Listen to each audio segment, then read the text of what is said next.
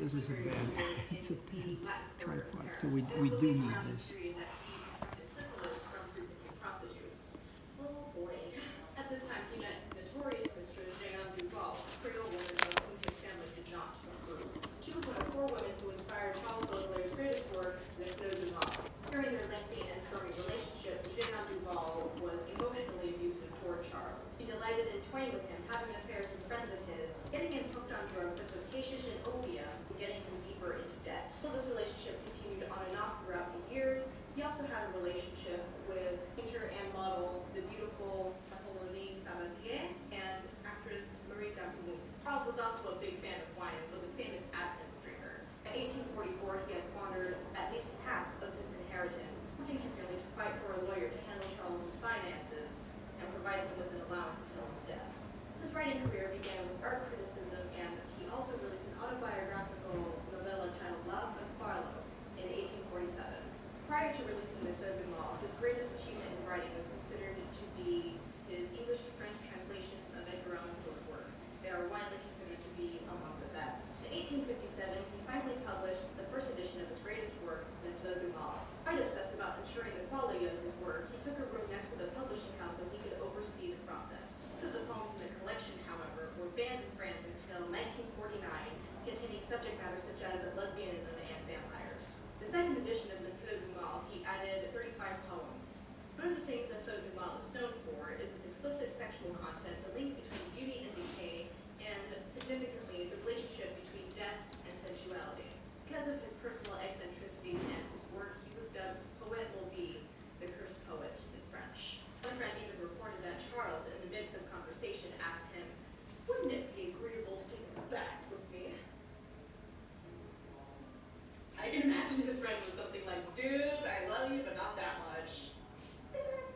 In the 1860s, Charles's health began to decline. In 1862, he started suffering from horrible nightmares, and he left for Brussels to give some lectures in 1863. A series of strokes left him partially paralyzed.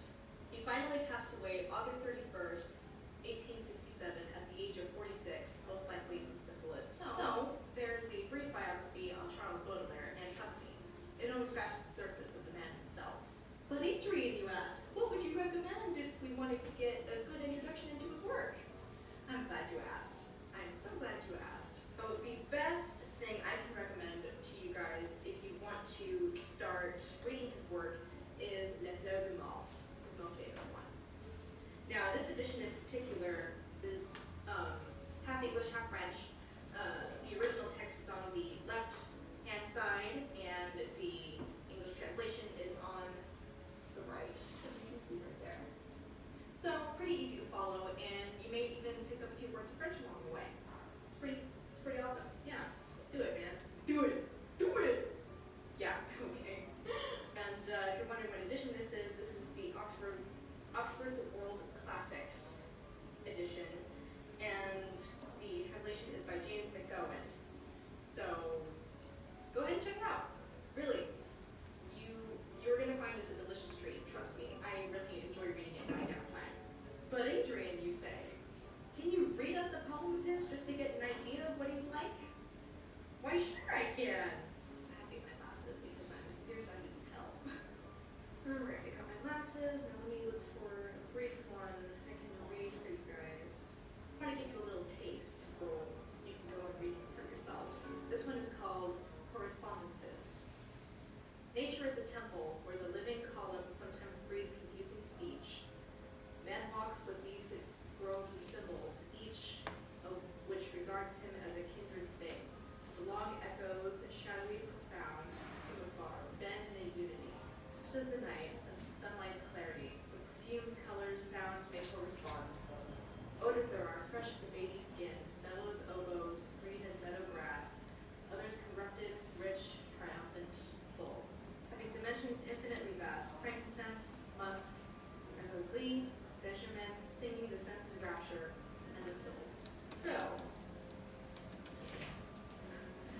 I hope you guys enjoyed that video. I hope you learned something, and I really hope that you go and check out Les Fleurs du Mal.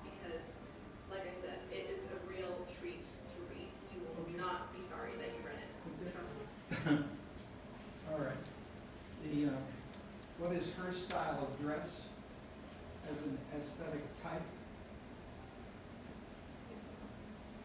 Like goth. G-O-T-H. Okay, so anything else that goth implies? How many people dress like that on this campus? Ever? Sometimes, occasionally.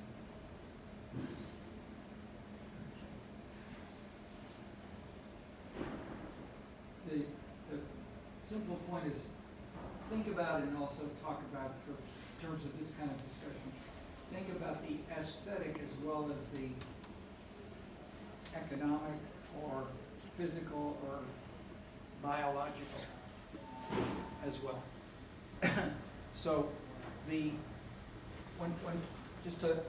a simple example,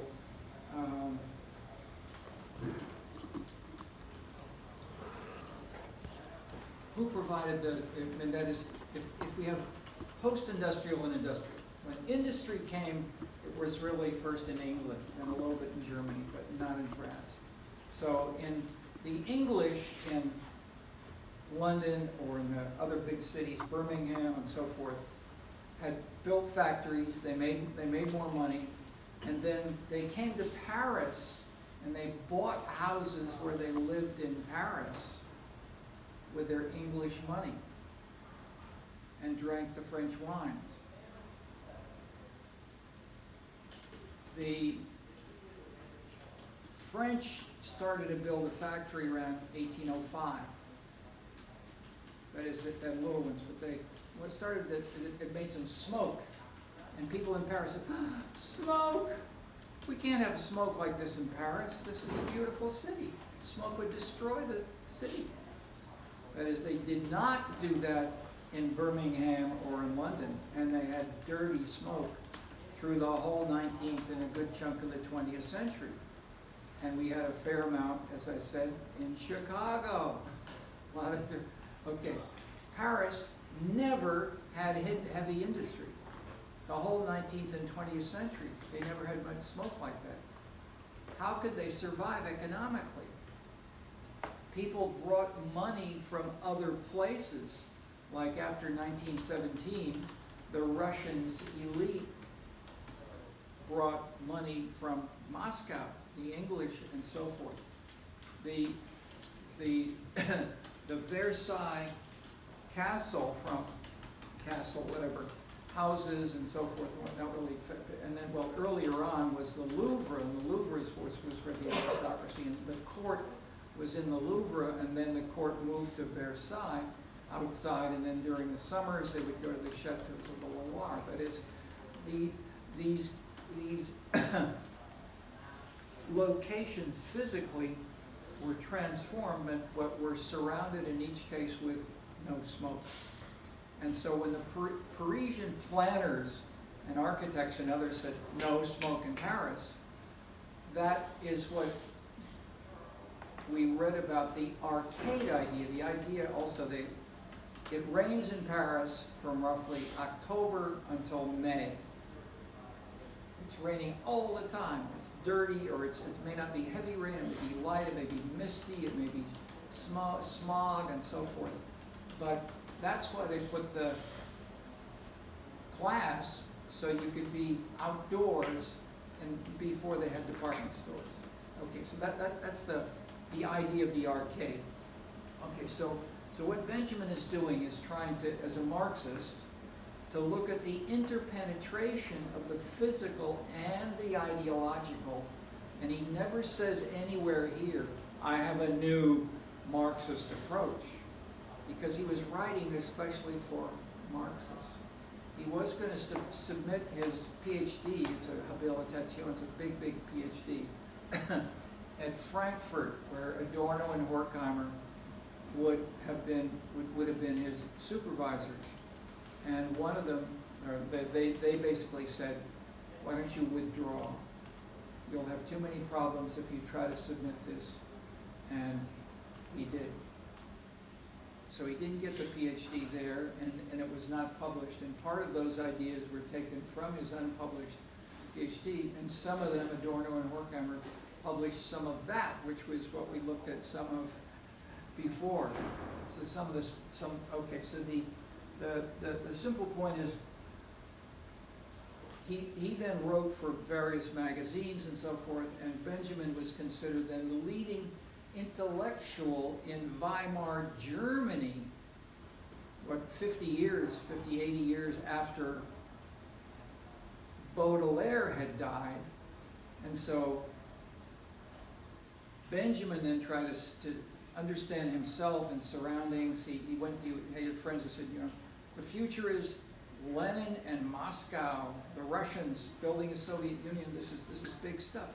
So he went to Moscow. He worked on a book, wrote a book on Moscow. But the main thing, then I looked at the book, and what's it say? Page after page after page. Oh my God, it's so cold. Oh, I'm so cold. That's the big theme. So he went back to Berlin. He did a book on Berlin. That's subtle and sophisticated, like Georg Simmel. So I want to talk about that. But then he went to Paris. And Paris, he then said, this is very complicated. This is not an industrial city. We don't have any dirt. So he then spent half his life writing about this, and he drew especially from Baudelaire. So that's why I'm bringing together Baudelaire with Benjamin. And one of the big ideas is F-L-A-N-E-U-R, and that can be translated as shopper in English, but that really misses the point. It's also talking together, reflecting, considering the aesthetics can be joined with the umbrella or necktie or shoes, and you can think about those in discussion or maybe in writing. And so as we look more closely, things are written in detail, for instance, by Marcel Proust, P-R-O-U-S-T, the leading late 19th century novelist in France. 4 volumes on remembrance of things past. This is his views and reflections about where and how these things come together. And he himself very seldom would go out and walk in the street. He stayed in a cork-lined room, so it was quiet. He wrote and wrote and wrote and wrote and wrote for most of his life. But he would go out now and then on a Saturday night at certain times. He'd often in his carriage, and then look at things, maybe stop the carriage and watch. So but the concept of the flaneur had been, the term in the flaneur had been introduced by Balzac earlier on as the novelist first. And then Baudelaire picked it up further and elaborated it more. And then the poems, the poetry, reflect on some of that. And so that's what Benjamin was trying to do, was to distill and say what made Paris different from Moscow and London and Berlin, and where and why the things work well or not. And so we get together Haussmann rebuilding the city, and then at the same time you have these people who were Marxists. I mean, they weren't just average folks. I mean, these were revolutionaries. So they had a big revolution in 1789, another in 1848, and then we had another one, we could say, in 1968, when de Gaulle was then president. And one could say what so many people said, it's not a revolution because we didn't take over the factories. But I would say that 1968 was in some ways a major cultural revolution, which I described with your example of the exam being hierarchy was at least culturally destroyed. And so the French try to be very egalitarian. The same thing happened in Germany, the same thing happened. We weren't as hierarchical in the US, but there has been a change in a more egalitarian direction. So I tried to have you think about it with how even your own parents may have paid attention to you. Okay. So, flashing forward through some of the big themes here. Let's look. What else do you have that you're comfortably can show. Yeah, let's skip on with that because that's more for reading. It's the last one. What's this one? It's London and coffee. Okay. No, that's for. Okay. Yeah. Let me.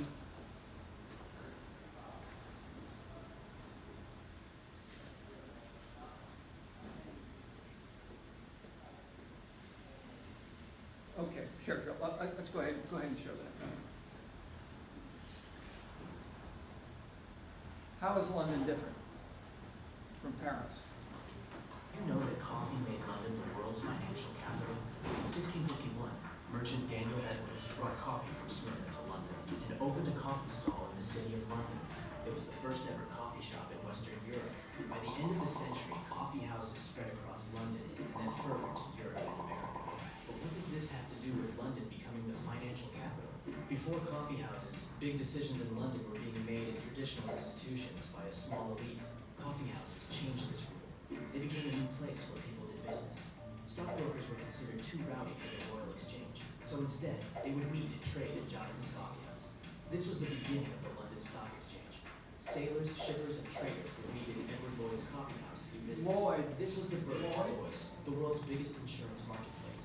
And this was happening all over London, transforming the city into a global financial center for all kinds of industries. But where did all these coffee houses disappear? Check out the linked video to find out more. Okay. Why do we show this? This is a big theme of the book by Habermas. Okay, so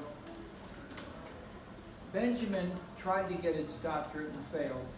Habermas succeeded, and he replaced Adorno as the occupant of the chair at the University of Frankfurt. That is, this was the official, initially Marxist. They all of them started with Marxism, but then they changed it, and Habermas changed the most. After Adorno died, and after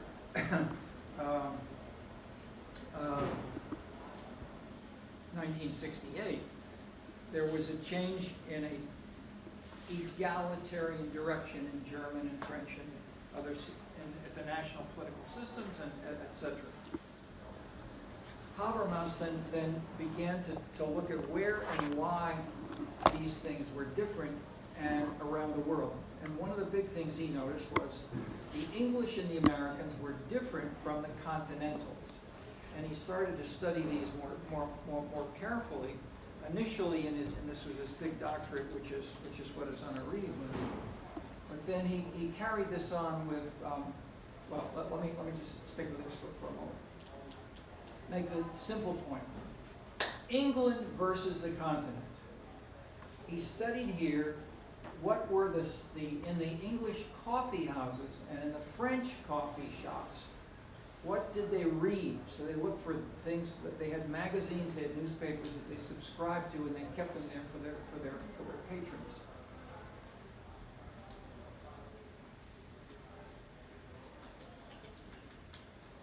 The French had nothing about business, nothing about politics, nothing about finance or investments. It was illegal. In 1800, 1850, 1890, the French, you saw Haussmann. Haussmann was rebuilding Paris, but if anybody would try to read things which were critical or that were very political at all, they had, for instance, they said, you cannot have any organization that can meet and talk, certainly not political. They often didn't have any political elections, but they also didn't have political parties, and you couldn't have a newspaper that would be published unless it's supervised or censored. Same thing with books and pamphlets. These things were tightly controlled by a strong top political leader. In Germany, and at that point it was not a country, it was lots of little areas like Prussia or Bavaria. And they had strong leaders in this sense, as did, of course, France. By contrast, in England, it was okay from the the coffee shop called Lloyd's. So Lloyd's of London is now famous as an insurance company, where you can buy insurance on anything, because they were doing that in an entrepreneurial way. But it just grew out of people doing this in a coffee house, as it briefly looked this out. Okay, the point is, you could then print a booklet and say, the strong leader is bad, and call it the Leviathan. So the Leviathan was a book by Hobbes, and Hobbes then was criticized by John Locke. So Locke said the opposite. What makes the political system liable and legitimate is to come from the citizens. Citizens? In a royalty? In a monarchy? How can that be true? And so John Locke said, no, the citizens give you legitimacy, and they vote. They vote on what we should do. And of course, do we have this? With a vengeance. And so we have, so we have both of these tendencies being fought out right now within China, within the U.S., within the European countries, battles between, and I should say, India. What's legitimate and what's not. And so these kinds of issues still debated. Okay. Habermas, one of his big points was, if you can generate the concept of a public, P-U-B-L-I-C, so a public is the idea that it's not just membership in an ethnic group, it's not just a religious group in itself, but the idea of the public could be generated, and it generated it from things like booklets and pamphlets that were circulated around coffee shops historically in England. And so Habermas then tried to explore this further. Where and why do people discuss and think about these things, and where might it work? And how does a sense of hierarchy still persist? So I've been doing an oral history of Chicago since Harold Washington ran as mayor, and we've interviewed many city council aldermen are called in Chicago. The alderman comes from the Netherlands. There are many aldermen who still say now the political machine worked better. We got a mess now. We have 4 caucuses in the Chicago City Council. All they do is fight, and so we don't know what. And the mayor can't get enough votes for herself, etc. And the schools as well. As you know, maybe you don't know. Most of you are not from Chicago, but recently, the mayor in his previous job, Bernard Johnson, was an organizer for the Chicago teachers union. So when the renewal of the teachers' salaries came up as an issue, he wanted to give them a big increase, including their retirement pay. And so he as mayor pressed this. The superintendent of schools he fired, and then he fired the whole board because they wouldn't give the teachers a raise.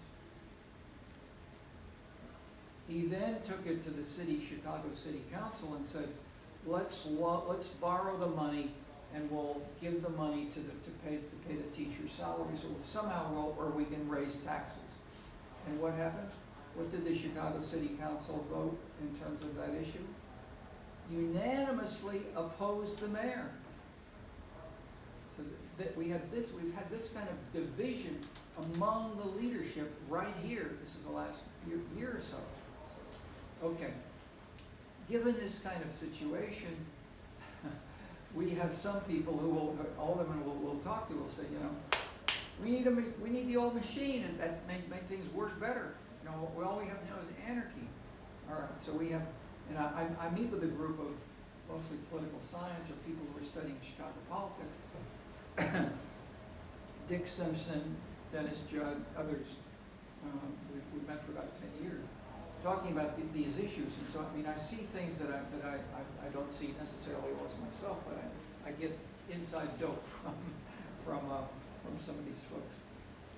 Okay, so what I'm giving you with these examples back and forth is where and how can we build a sense of legitimacy? How can we go beyond the Prussian hierarchy as an alternative? And Habermas wrote a lot about this in his later work, but starting on the cafes. At the cafes, he then linked back, and so in that respect, the difference between Benjamin and Habermas, to simplify, is what they did in the cafes, and what did they do in where and how did they that is so that's the main straightforward theme from Habermas. No politics, no economics. The corollary of this is what did they do? What did they talk about? And that's what he looked for in looking at the magazines and so forth. What did they do in France and Germany? The arts. They used novels and poetry instead of having discussions of the stock market or insurance companies. And so today we still have, if you as a tourist, if you just look at the advertisements in magazines, look at the stuff from France, Italy, Spain. They have a sense of artists, aesthetic appearance, more sensitive, more developed than we do in the U.S. That is, we've moved in that Latin direction, if you will. But in the traditional English and American style is not to pay so much attention to the arts. And so a corollary is the heroes tend to be more often an artist. So the advisor that Donald Trump has chosen is not an artist. He's a businessman, he's an entrepreneur, he's in the computer business, a car business, but he's not a poet. Whereas many of the leaders, and say the presidents themselves, President de Gaulle wrote his memoirs, and Francois Mitterrand, that is, presidents of the country, that is, the arts are more visible in conjunction with these lack of focus on business and economics and politics, if you will. Okay, so we do have now, we have politics which is infused with more poetry, with music, and I'm making the point that the social sciences here at the University of Chicago have left out the arts in part because of this American tradition. And I'm trying to bring it in, looking a little bit as well with the examples of the French, Italian, Spanish in this respect. Okay.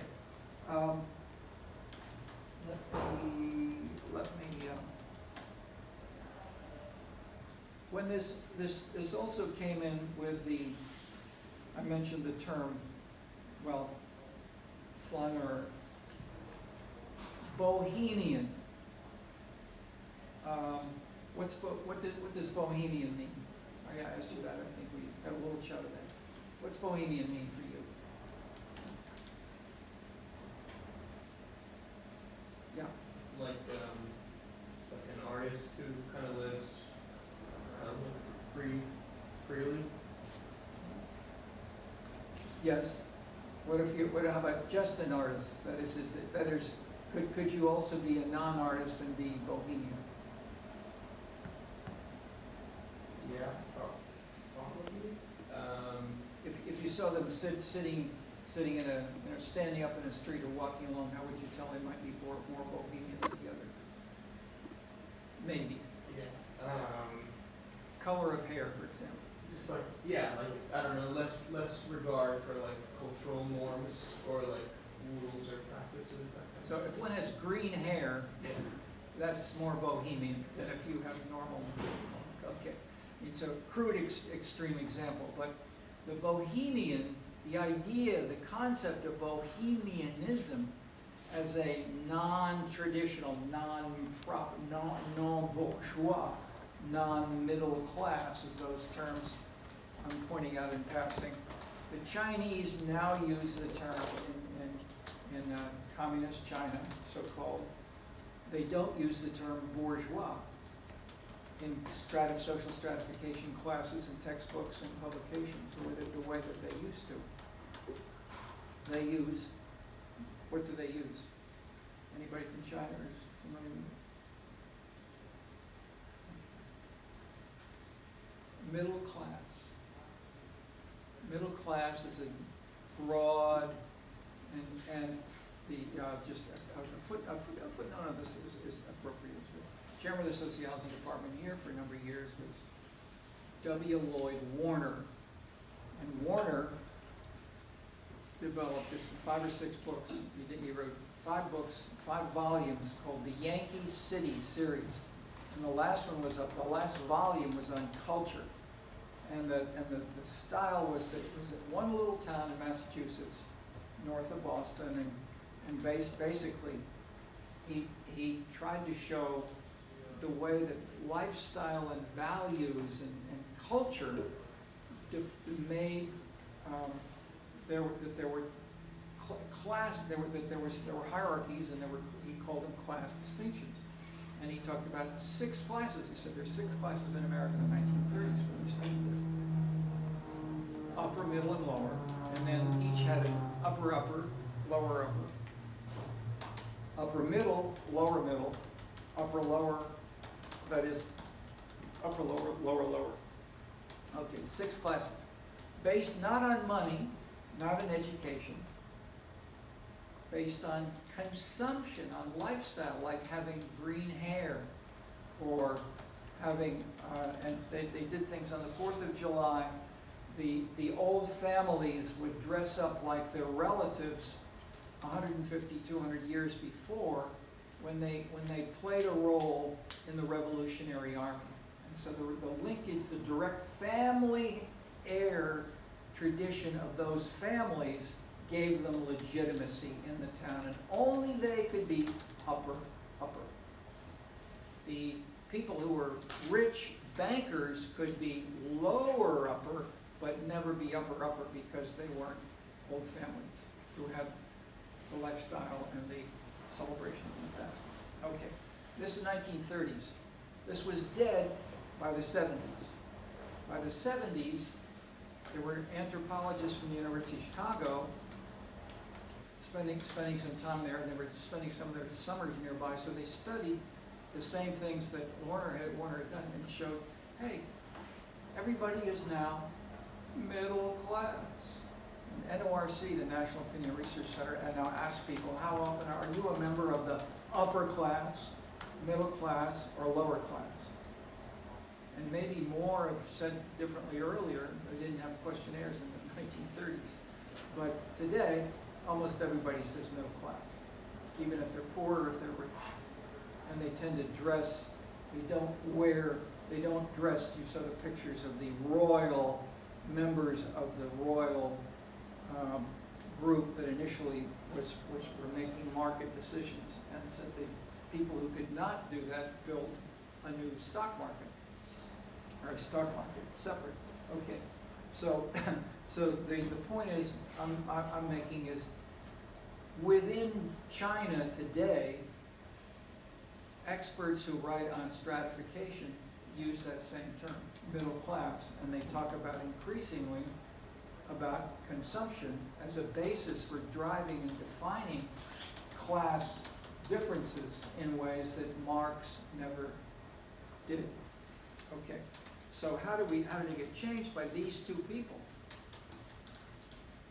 Benjamin and Habermas thought about these issues, and they philosophized how we can, not just philosophizing, yes, but also social science theorizing and analysis. They wanted to quietly transform Marx. And they did. Benjamin a bit, Habermas hugely in terms of the changes. Okay. Let me, do we have time for just a little bit of Heesung Jeong? Have another video there, or not available? I don't know. Okay, so, okay, well, we'll skip it then. Heesung, take a look, it's on Canvas. Her thesis, and she'll come and talk in this class later in the quarter. But this is her PhD, and she studied how bohemianism in the U.S. changed the use of public transit. Public transit could be buses, trains, but also would include bicycles and walking. So she looked at people who would not just drive cars. That is, most Americans use cars all the time. And so there are movements among Greens and others, how can we stop all these cars, all the pollution, all the gasoline, etc.? How can we instead get on bicycles? And so city government, the big cities are now subsidizing bicycles, and there are other kinds of things. But then who uses them? And so that's what she studied. And so she's found ways that those places that do more bohemian kinds of things, like Hyde Park, some of Hyde Park, or some people in different, it was in certain other neighborhoods. And so she has studied these to identify those neighborhoods that have aspects of this, and then this bohemianism in turn shifts the use of a sensitivity of the environment and of using either public transit or bicycling or walking instead of using cars. And she shows then first with ethnography for Chicago neighborhoods, and she contrasts neighborhoods, but then she also does statistically, she analyzes all the zip codes in the United States. So she used, and then she did the same thing. This is her PhD. She worked very hard. She did the same thing for Paris and for France, 30,000 French communes. And then for Korea, because she's French, she's Korean, working in France and working in the U.S. And she now's she was at the University of Texas, an assistant professor. Okay, so she's very talented, and it's a very good PhD. And she gives you these kinds of and we'll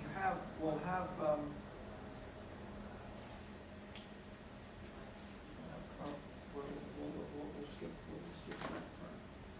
Okay.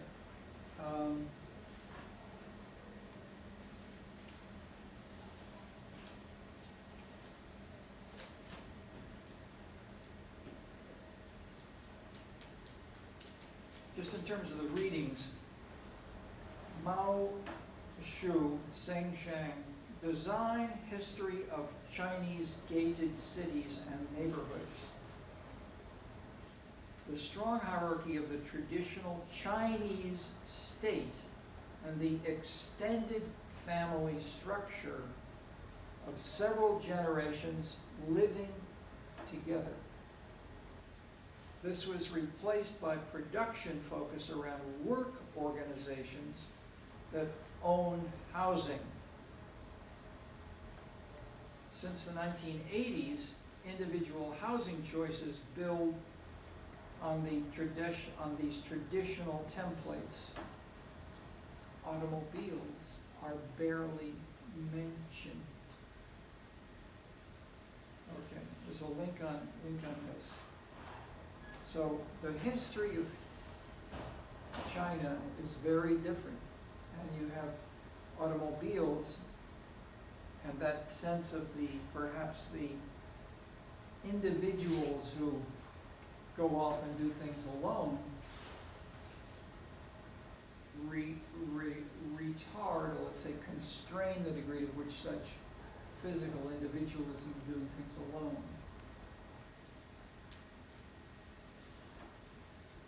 the examples that people would look at would be, who were the heroes of the movies and of novels and stories in the mid 20th century? And that in turn goes back to the 19th. There were yeoman farmers, and one farmer with one farm alone in the 18th century and early 19th century. The 20th century, or then these became cowboys. So Ronald Reagan was a cowboy actor for a while.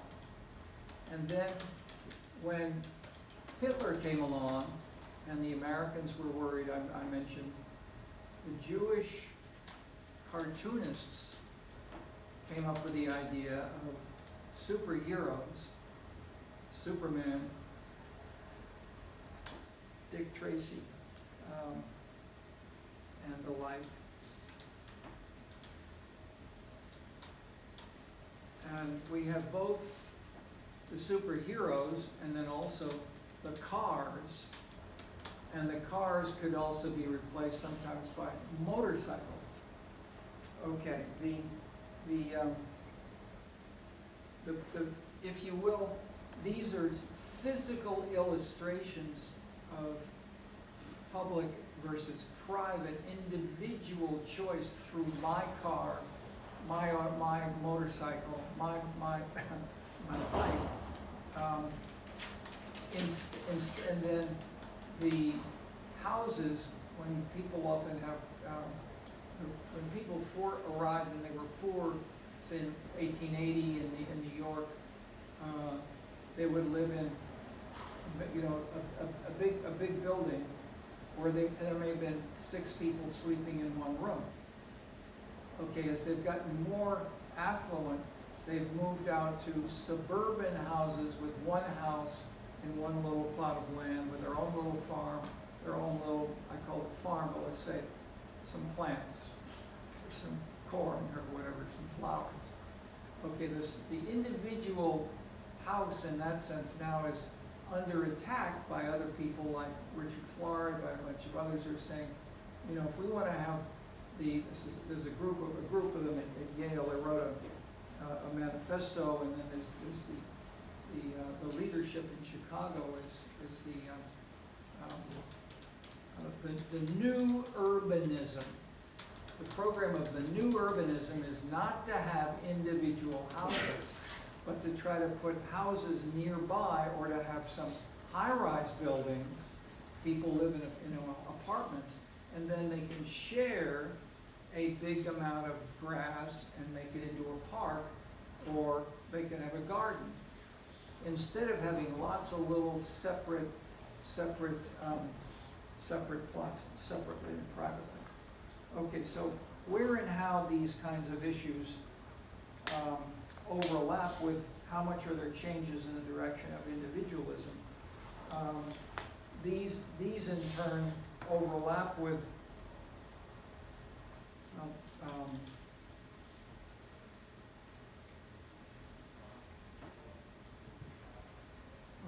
let me stop there. Let's when we've had good discussions, you've asked good questions. Why don't you ask me questions, or let me try to talk less. Tell me to talk less. I'm telling myself to talk less for a bit. What are your thoughts about any of these things we've talked about today, and how they connect with other parts? Yeah, go ahead. Tell us your name and remind us a little bit where you're from. Yeah, I'm Devin. I'm from New Jersey, and I was sort of thinking about like what you mentioned earlier about egalitarianism and hierarchy, and then also between art and politics. And I was wondering, is it sort of like the relationship between the two, a pendulum where there'll be like one extreme or one direction to like one push towards one side, and then a backlash that eventually might happen as time progresses? Perhaps Seymour Martin Lipset has framed related sort of a left and a right, or a focus more narrowly on achievement and rising, such as increasing position in life through working harder, making money, higher education, versus an alternative, which is to say, let's encourage everybody to be more the same. So there's, in a sense, between individualism and egalitarianism, there's two strains that are, and so he writes the history of the United States with each president and shows how that we tend to have a balance, and not, I wouldn't say a balance, but you put it as a pendulum swinging back and forth. And so if we have a Biden pushes further in one direction, then Trump fights against them, and they fight against. That is, that this has been going on among many of the changes from the one president to the next. But that others, such as Parsons, have pointed out that means there's got to be, that this is evidence for there's some shared values around the middle, even if some of the leaders go further extremes. But yes, these could be individual average citizens to some degree shift around, but the political dynamics may also be in part that, yes. So the quick answer is yes in part, but I think if you heard me say it, I'll say it again here. Most of our analyses of things like that are good for about 15%. 85% of that kind of question is the best knowledge we have is 15%. 85% there's a lot of noise, a lot of unanalyzed activity which don't fit. Certainly it's not the only factor which is leading to change. More comments, questions? Yes. Yeah. Tell us your name and where My you're from. name is Daniel, and I'm from Florida. Okay. Where in Florida? Do you know Fort Myers? Fort Myers. Okay. Yes. Yeah, on the Gulf Coast. But anyway, my question is: a lot of the readings this week seem to be really critical of, like, amenities in general, and like the commodification of like material objects, like more generally, like the built environment. But on the other hand, like previous readings have sort of poked at how like amenities are like sort of this replacement like anchor in terms of like civic life and like democratic participation. Do you have like a position on that, or like does modern social science not really cast like moral judgment? It's more of just like a descriptive thing. Yeah, lots of questions. Well, one, in terms of the simple definition of what's an amenity, an amenity it's an economic concept. The economists define amenities as those goods and services which are not traded in a market. So amenities are non-market goods and services. So they can be a chair. They can be if you don't buy the chair in a store, the chair is an amenity. So it's for you and me. If we didn't buy the chair, we get to use it. Dirty air, clean air, or crime, these are amenities or disamenities, good or bad amenities. But they're not. You don't buy them in a simple sense of that. I like to buy units of crime. So in that sense, okay. So that's what. So the idea is that economists like Gary Becker, who worked on bringing in non-market goods, and many economists are now doing this, is a recognition that lots of life is not traded only through markets. Marx, in a sense, or others, we can not only Marx, but many will talk about materialism. So you can have materials of the substructure and the superstructure. So Marx's concept of substructure is the economy, but physical activities, whereas superstructure were ideas, religion, knowledge, social science knowledge, and so forth. So in that sense, both of these readings this week are saying, don't throw out the material. Don't throw out the amenities, put them together and look at where and how they interrelate with each other, and how the shopper, the flaneur, is using ideas about aesthetics to influence the shop owner, who will then look for, that is, if people buy all the red umbrellas, he will order more red umbrellas for the next week. And that will change the production of the economy in that sense. So in that sense, the driver can be the consumer rather than capital as the driver. That's the revolution which Benjamin here saw with Baudelaire and with the arcade. Does that mean that did you have another? Yeah, I think that answers it. Okay.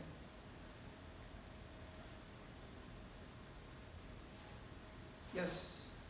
Hi, I'm IMG. I'm a second year math student in the computational social science program, and I'm from Beijing, China. So I have a question on Habermas reading. So his conceptualization of the bourgeoisie public sphere described the public sphere as a rational critical space for democratic deliberation. Even though he mentioned that historically it was far from universally accessible, where the access was typically limited to property owning, educated men systematically excluding women, minorities, and working class individuals. So my question would be that, first, do you think it is an issue here, and how Karl Marx respond to it? Because I remember that in one of the Marx reading on Napoleon Bonaparte in Paris, mentioned that the working class stand by themselves and themselves only in Paris. So I'm wondering, why Habermas, I'm not really sure if it's intentional or not, but it seems neglect the existence of the working class in the first 40 pages of the reading. But I'm not really sure if that's really the case for the rest of the reading material.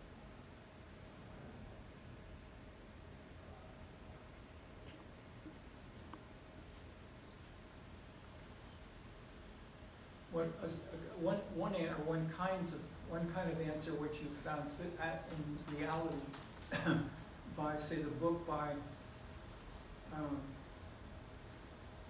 C. Wright Mills, who was one of the leading popular intellectual critics of American society and of the world, and he published a book called Marxists, I think it's called The Marxists. And he said, in brief, the new revolutionaries are not the proletariat. The new proletariat are students. And so bits of evidence. So we have some of each. That is, clearly we still have workers who use their, in the sense that people use their strong backs. But a lot, or most of the work that was really heavy-duty stuff is now done by bulldozers and by big machines and the like. And so we don't need as many people to do that. So the proportion of people who are using heavy, strong backs has dropped by about half, and we're at roughly the 1940s and 50s to the end of the 20th century. So in that sense, the proletariat is not dead, but it's the numbers have simply gone way down compared to the past, whereas the student body in the 1930s, especially, say, in China, in Germany, the people who went to university were a very small elite, and that has deeply changed. It's gotten much, much bigger. More people go to university, and we have, they call it more mass education. Mass education includes university training, even though not this is a top elite university. So within the U.S. we have, highly stratified differences in terms of requirements to get in, et cetera, but the point is, if you take the whole higher educational system, it's a larger proportion of voters, and so we've had changes of party systems and others moving away from the traditional definition of the working class or proletarians.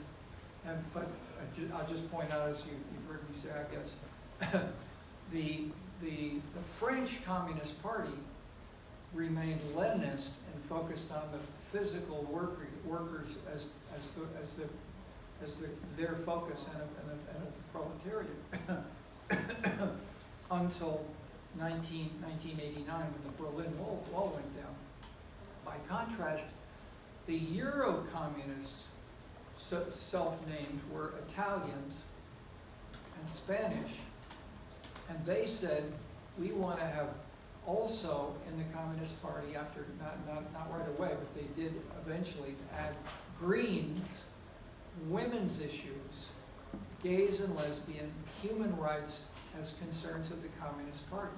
And they called this Euro-communism.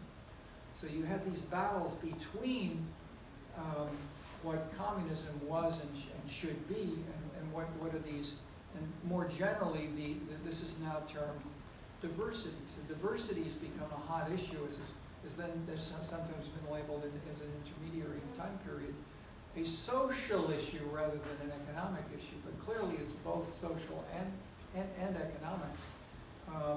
And if you go out and try to go out and try to recruit people and say, come join the proletarian political party, and I want to run for mayor, I want to run for alderman, I want to run for president, you're going to get 0 votes.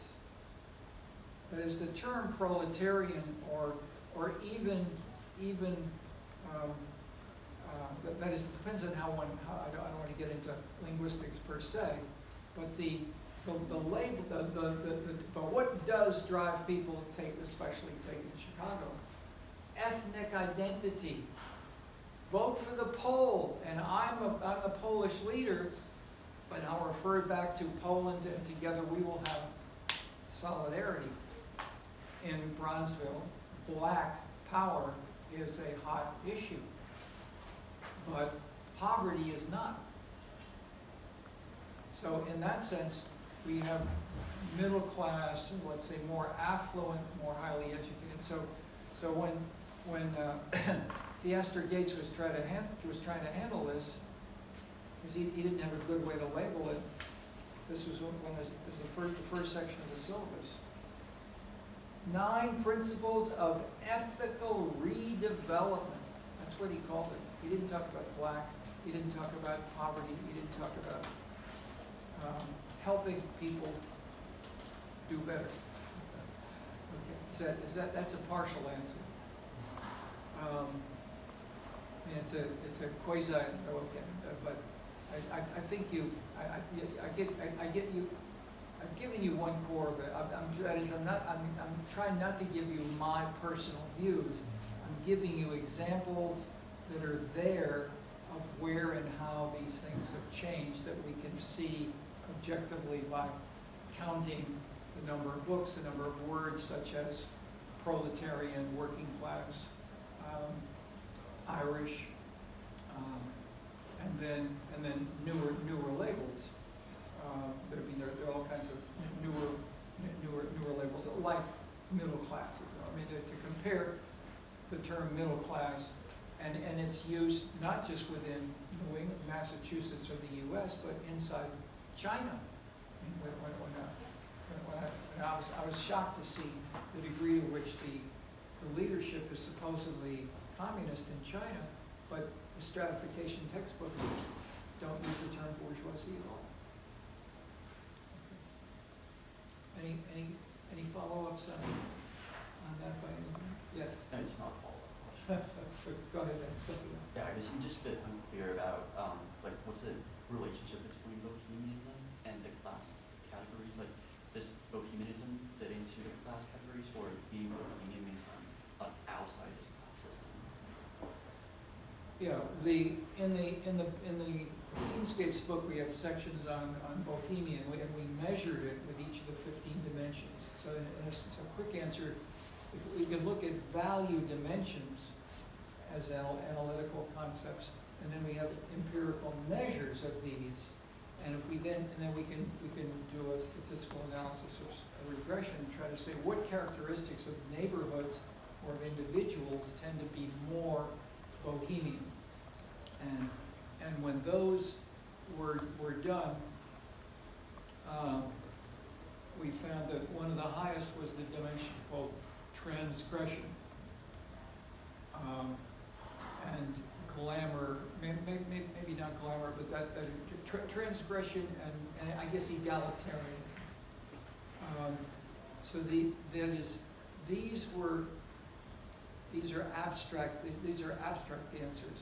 The empirical answer can say people with green hair, people who had, different lifestyles, or that is the goth lady leading to us, talking to us about Baudelaire, and that both Baudelaire and then Benjamin used the term explicitly. It came into in France into the terminology both in French and English as people who came from the geographic area called Bohemia, which was part of the old Czech Republic, it was called Czechoslovakia, and the Czechoslovakia had two parts, which one is the Czech Republic and the other.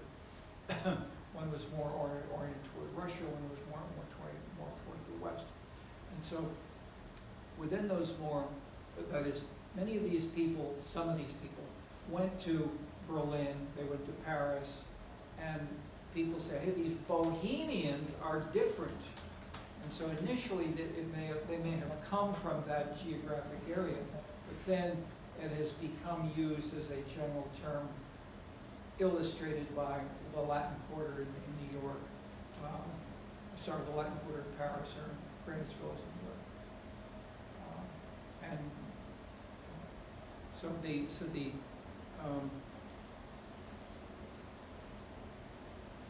empirical measures, tattooing, metal in your nose, colored hair, are extreme versions. Thomas Mann, the German novelist, wrote, he came from a small town in northern Germany. He didn't want to have a green hair. He wanted, so he said, I want to have highly individualistic views that I feel about myself or about the world, and I'll write about them. But I don't want to advertise. I don't want people to know about it being inside me. So I'm going to dress and walk and look as if I'm like everybody else, deliberately, so that inside I can have anything else I want. So I'm pointing both to the material description, but also say what matters more in terms of Balzac or Baudelaire was what's in their heads. More follow-ups. Yes? Just kind of going based off of that, but you also... Tell us where you're from. Oh, I'm Erica. I'm from Southern California. Okay. You also where in Southern California? Santa Barbara. Santa Barbara. Okay, good. You mentioned Bohemian in relation to the bourgeois. Can you explain that? To what laws? To the bourgeois. Bourgeois. Okay. Can you explain that relationship a little bit more? Well, the bourgeois was used before Marx, but it got much more visible with Marx's discussion, where the bourgeoisie could be contrasted with, well, back up. In the earlier chapter of the Scenescapes book, we point out Adam Smith said there were three classes. Anybody remember that? What were they, and then Marx changed it. What did Marx change it from the classes and the class conflicts from his predecessor? Landowner. Sorry? So Marx removed landowner from... Yes, okay, that's the big point. Adam Smith, there were landowners, factory owners, and then workers. So that, and so the Marx as a student of Hegel also wanted to use dichotomies and conflict between two. You can't have such visible conflict if you have three. And so having under the move from feudalism into capitalism, instead of having landowners and factory owners as two classes, he had them as one bourgeois, the people who were owners of the capital or who had the most access to the means of production, and therefore that's the dominant, or the Bourdieu would use the term, the dominant class, whereas those dominated would be the proletarians.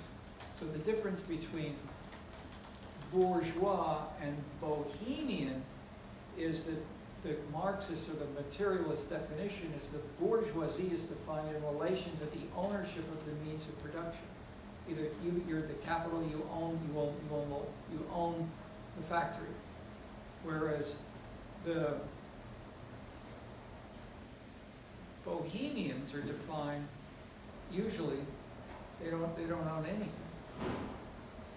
That is, they may have they may rent a place to live, but they're generally low in income, but although not necessarily. So then I'll add one more. You didn't ask, but the next term was invented, but which is invented in New York. But the French think of it as a French term because the French term is bobo. What's a bobo? Who can answer that?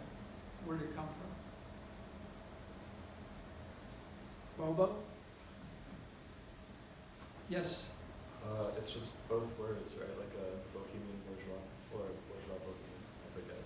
Yes.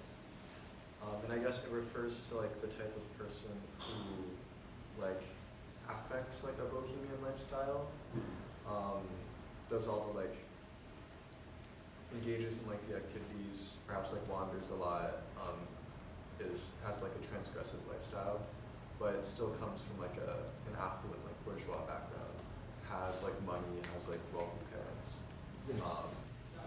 So it sort of undermines the whole point of bohemian. And these are two French terms, but the combination was invented by David Brooks, who was an editorial writer for the New York Times, and who went to the University of Chicago, and was a trustee of the university right here now. So if you look at this in terms of voting, if you look for people, you would find that the bobos tend to vote Democrat.